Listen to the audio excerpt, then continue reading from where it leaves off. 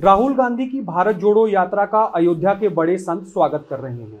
बहुत अच्छी बात है कि आपका आगमन यहाँ अयोध्या में होगा, उत्तर प्रदेश में होगा। अखिलेश यादव बधाई दे रहे हैं, मायावती भी शुभकामनाएं दे रही हैं, आरएलडी कार्यकर्ता आवभगत कर रहे हैं। जिंदाबाद, जय चौधरी जिंदाबाद। तो क्या इस यात्रा के कारण यूपी में कांग्रेस की किस्मत बदल सकती है?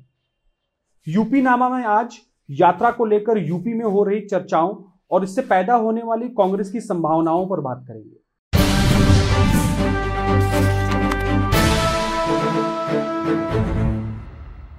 आगे बढ़ने से पहले एक अपील, यूपी और यूपी की राजनीति पर इन-डेप्थ जानकारी चाहते हैं तो आप क्विंट हिंदी के मेंबर बनिए। इसके कई फायदे भी मिलेंगे। क्या फायदे मिलेंगे, मेंबर कैसे बन सकते हैं, ये जानने के लिए वीडियो के डिस्क्रिप्शन में दिए लिंक पर क्लिक कीजिए। अब आते हैं भारत जोड़ो यात्रा पर। कांग्रेस और राहुल गांधी की भारत जोड़ो यात्रा के उत्तर प्रदेश में आने पर बढ़ रही राजनीतिक सरगर्मियों के बीच एक संकेत यह आ रहा है कि प्रदेश में सिमट रही कांग्रेस को संजीवनी जरूर मिल गई। कुछ राजनीतिक दल यात्रा को अपनी शुभकामनाएं भेज रहे हैं तो कुछ आलोचना भी कर रहे हैं। उधर साधु और संत प्रशंसा कर रहे हैं। कुल मिलाकर इस यात्रा की वजह से कांग्रेस फिर चर्चा में है। यात्रा के बहाने पार्टी पूरे प्रदेश में एक बार फिर एकजुट होती दिख रही है। कई जिलों के वरिष्ठ नेता और कार्यकर्ता इस यात्रा से जुड़े हैं और अपने नेता के साथ कड़कड़ाती ठंड में कदम ताल मिलाते हुए दिखे। उम्मीद जगी है कि इससे कांग्रेस को यूपी में ऊर्जा मिलेगी। राहुल गांधी ने उत्तर प्रदेश के अधिकांश राजनीतिक दलों को यात्रा में जुड़ने का निमंत्रण भेजा था। हालांकि किसी भी पार्टी का कोई बड़ा नेता इस यात्रा में शामिल नहीं हुआ। बागपत और शामली से गुजर रही इस यात्रा का हालांकि राष्ट्रीय लोकदल के स्थानीय नेताओं और कार्यकर्ताओं ने स्वागत किया। जय चौधरी जिंदाबाद, जय चौधरी जिंदाबाद। परोक्ष या अपरोक्ष रूप से किसान संगठनों का भी समर्थन मिलता हुआ दिख रहा है। उत्तर प्रदेश के जिन इलाकों में लोगों ने पूर्व में हुए किसान आंदोलन में बढ़ चढ़कर हिस्सा लिया था, उसी इलाके से यात्रा का गुजरना पार्टी के लिए महत्वपूर्ण माना जा रहा है।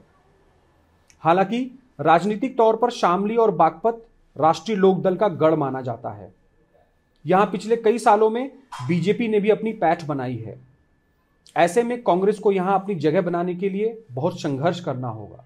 जब एसपी बीएसपी के नेताओं ने राहुल गांधी को आमंत्रण के लिए अपना धन्यवाद और यात्रा के लिए शुभकामनाएं भेजी तो गठबंधन की संभावनाओं पर भी चर्चा शुरू हो गई।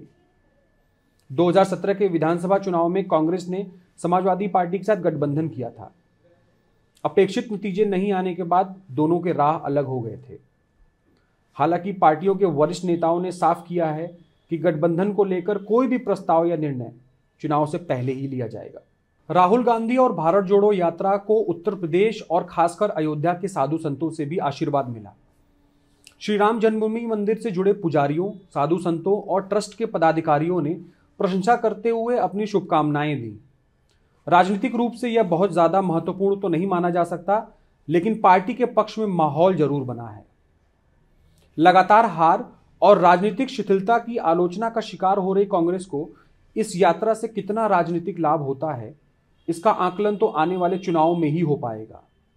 लेकिन सियासी जानकार कहते हैं कि चर्चा के पौधे को नेता और कार्यकर्ता अपने पसीने से सींचकर पेड़ बनाएं। उत्तर प्रदेश जैसे बड़े राज्य में भारत जोड़ो यात्रा पश्चिमी छोर के 2-3 जिलों से होती हुई हरियाणा में दाखिल हो गई। यात्रा को लेकर जो चर्चा हो रही है उसमें एक बात यह भी आ रही है कि राजनीतिक रूप से महत्वपूर्ण उत्तर प्रदेश में यात्रा का ठहराव और रूट लंबा होना चाहिए था। कांग्रेस के सूत्रों की माने तो आने वाले समय में यह यात्रा पूरे राज्य में निकाली जा सकती है।